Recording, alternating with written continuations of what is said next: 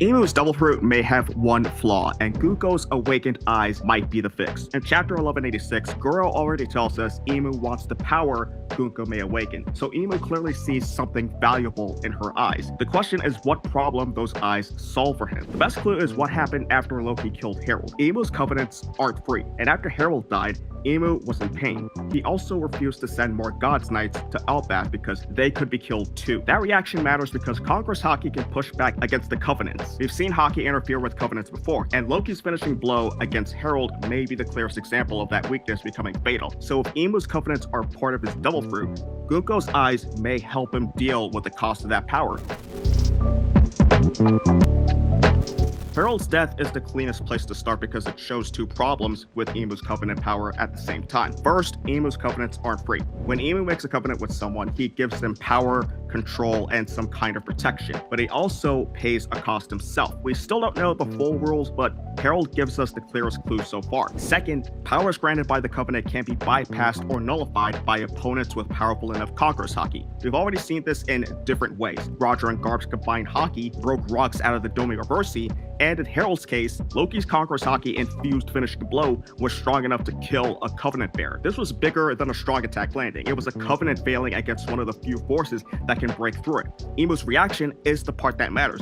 After Harald died, Imu was in pain. He also refused to send more God's Knights to Elbaph because he was afraid they'd be killed too. It looks like Harald's death may have sent pain or backlash back to Imu himself. That is the flaw we're looking at. Imu's Devil Fruit may create a contract system with a price attached to it. Conqueror's Haki can break into that system, and when a covenant fails, Imu may still be the one who feels the cost. And unlike Imu's covenants, liking the video doesn't cost you a thing. Same with subscribing, hitting the bell, and the hype button if you want to stick around for the rest of the theory, free of charge. Now, Guro's line about Gunko starts hitting differently, because if broken covenants can hurt Imu, then stronger soldiers won't solve the real problem.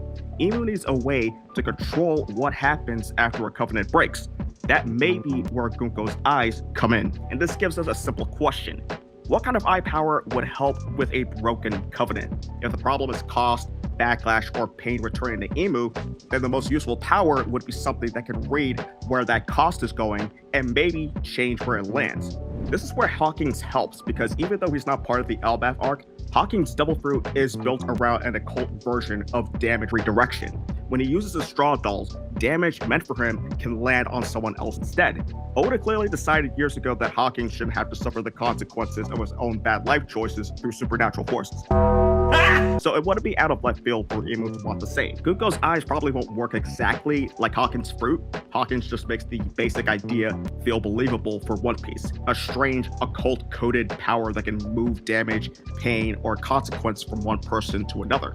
So, if Imu's covenants have a cost problem, Gunko's awakened eyes, instead of regular damage redirection, it could be a bigger version tied to covenants, reading where the cost is going, tracing where it comes from, and possibly changing who has to carry the burden of it. That may be the real value of Gunko's eyes. They may be a way to aim the cost of Imu's covenants. Hawkins makes the damage redirection idea believable, but the stronger clue is inside the Elbaph arc itself. The Elbaph arc is basically a Wikipedia deep dive into the occult and folklore section. The name Bipolar Irises is where this starts. I'm 99% sure most of you thought of the disorder, but I think the word bipolar can also be read another way. Two poles or twin poles. That matters because Elbaph has already brought in the idea of geomancy, a study that the concept of twin poles can fall under through Estrid. During the King Harald flashback, Estrid calls herself a student of Earth-Wind arts or geomancy. That keeps this idea tied to the arc itself. The Elbaph arc brings up superstition, ritual, and reading unseen forces in the same flashback that gives us the clearest clue about Imu's covenant problem. In geomancy and feng shui style thinking, two poles can connect to paired forces like yin and yang, light and dark, push and pull. The useful part is simple. Both sides belong to the same system, and you understand the system by reading both sides together. So if Gunko's eyes are called bipolar irises, the name may be hinting at a split function. One eye may read one side of the situation, and the other eye may read the opposite side. That could mean one eye reads the burden, while the other reads the source of that burden. That fits Imu's covenant problem. If Harald's death sent pain or backlash back to Imu, then Imu would want a power that can read both sides of that consequence, where the pain is landing and where the pain came from. Because Zaza brings ritual and spiritual fear into the arc as well. Its legend is tied to sound, rhythm, belief, and the idea that a godlike force can be called into the world. And that lines up with the same language we're tracking. Estrid's geomancy is about reading unseen forces, the bipolar irises may be about reading two sides of an invisible cost, and even Zaza's character design makes it clearer. Her design has a feminine form, a veil, and a casa hat, so she reads more like a sacred rain figure or a priestess-like presence. Elbaph is showing us that ritual, fear, and belief can become visible and dangerous, and that makes it easier to read the bipolar irises through an occult lens instead of treating them like a random copy of Naruto dojutsus like the Sharingan or the Rinnegan. Gunko's line about the Great War from the Void Century in chapter 1146 also fits this pattern, but from a different angle. She says the coming war will cause the world to cease to exist. They believe the giants can help decide the war. That tells us something about the Gunko personality too. She talks like the future is something the world government has the right to force into shape. The people at the top choose the outcome, and everyone below them becomes the tool to make the outcome happen. That doesn't prove what her eyes do, but it does echo the idea behind the bipolar irises that we're talking about. The same logic applies here.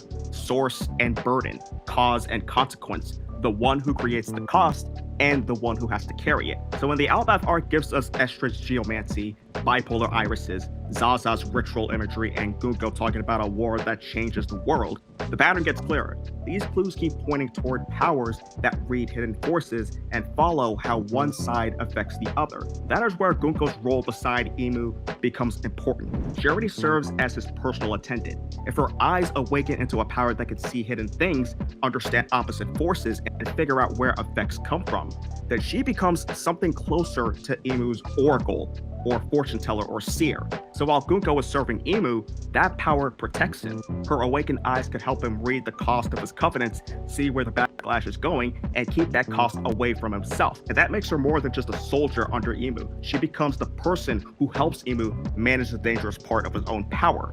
But if Shuri regains herself and awakens the bipolar irises for her own will, the whole situation flips. The power Imu wanted as protection could become the power that reads the cost back to its source. And that makes Shuri dangerous in a very specific way. She may not even need to overpower Imu right away. She'd only need to understand the connection between the person who creates the cost and the person forced to carry it. So the bipolar irises may not be a random bloodline trait. Gunko or Shuri, whatever you want to call them, their eyes may be built to track the hidden cost behind Imu's covenants, and Shuri may be the one who can turn that hidden cost into a real weakness for Imu. So when Gunko/Shuri awakens, the question is bigger than what her eyes can do. Watch what happens to Imu the moment one of his covenants breaks in front of her. And next to me is a theory about how the One Piece treasure could be key to ruining Imu shadow banning the true history of the world.